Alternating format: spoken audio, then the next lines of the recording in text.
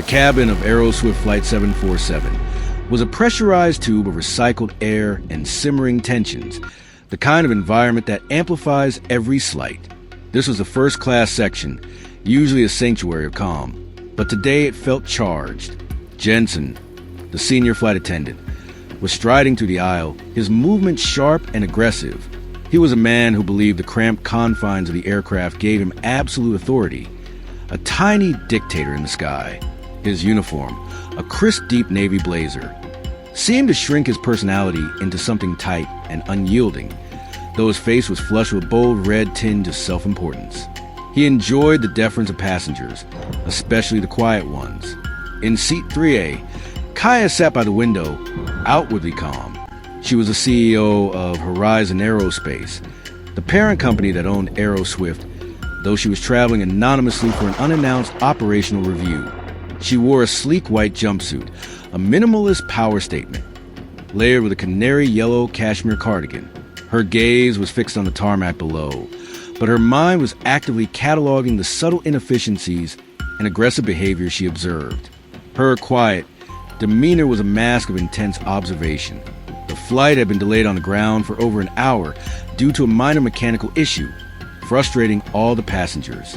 The mood in the cabin was already sour. The meal service began. Jensen moved through the cabin, curtly dismissing requests, his voice sharp. When he reached Kaia's row, he paused, looking down at her white jumpsuit and yellow cardigan with a disdainful sniff.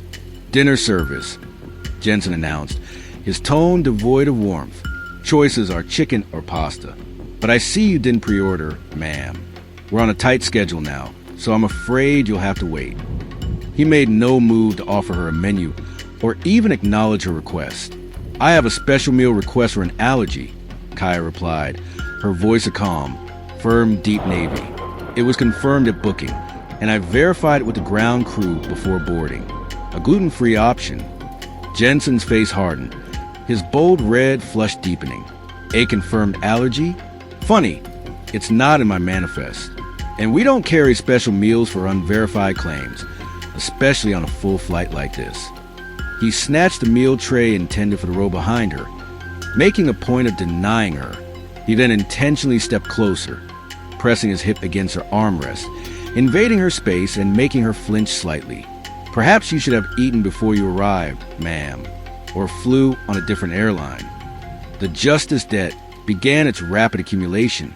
Kaia's calm evaporated, replaced by a glacial focus. "You are denying confirmed allergy meal to a passenger, Mr. Jensen, on a flight that has been delayed an hour already." Jensen laughed, a short, contemptuous sound. He glanced at Soren, a younger flight attendant in a matching deep navy uniform who was hovering nervously nearby. Soren quickly looked away, intimidated.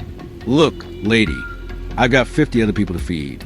Your allergy isn't my problem." He then spotted Kaia's yellow cashmere cardigan draped over the seat next to her, where her work laptop was charging. Without warning, he snatched the cardigan and tossed it onto the floor, making a point of stepping on it as he turned to walk away. "Move your things. This aisle needs to be clear." The witnesses in the scene were a tableau of mounting outrage. Passengers in white-collared shirts and yellow sundresses had stopped eating, their forks suspended in midair. A businessman in a gray suit pulled out his phone, his thumb hovering. The cabin was a blur of white and yellow, with everyone watching Jensen's flagrant disrespect.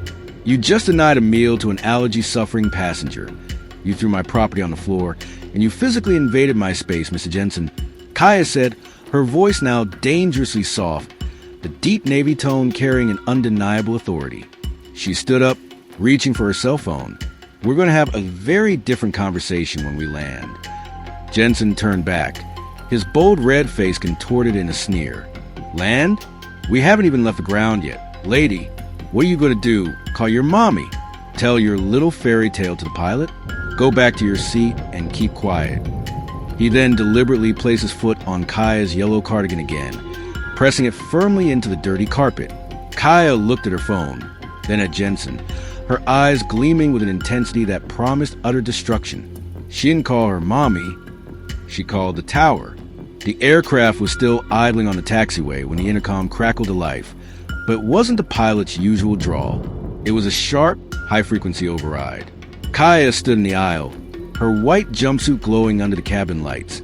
Her phone pressed her ear as she stared directly at Jensen. This is ground control.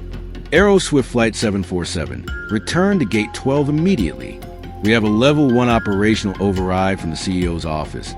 The voice boomed through the speakers. Jensen's bold red flush turned to a sickly, ashen gray. He looked at his radio, then at Kaia. "What did you do?" he stammered, his hands beginning to shake. "You can't ground a plane over a meal. You're just a passenger." "I'm not just a passenger, Jensen," Kaia said, her voice a calm, resonant deep navy that commanded the entire cabin's attention. She reached into her yellow cardigan pocket and pulled out a golden ball security badge with a deep navy lanyard. "I am Kaia Vaughn, CEO of Horizon Aerospace, and this mechanical delay gave me just enough time to realize that the biggest defect on this aircraft isn't the engine, it's the staff." The witnesses in the scene gasped in unison. The businessman in the gray suit started recording again, this time with a grin. The woman in the yellow sundress leaned out into the aisle, whispering, "I knew she was someone important." The plane taxied back to the gate with a jarring lurch. As the jet bridge connected, the cockpit door swung open. The captain stepped out, looking panicked, but Kaia held up a hand to stop him. "Captain, don't apologize for your crew's incompetence yet," Kaia said. She turned her focus back to Jensen, who was trying to blend into the galley. "Mr. Jensen, you told me to go back to my seat and keep quiet. Now, I'm telling you to leave my plane." Kaia stepped forward and physically grabbed the deep navy uniform vest Jensen was wearing, unzipping it with a single, aggressive tug.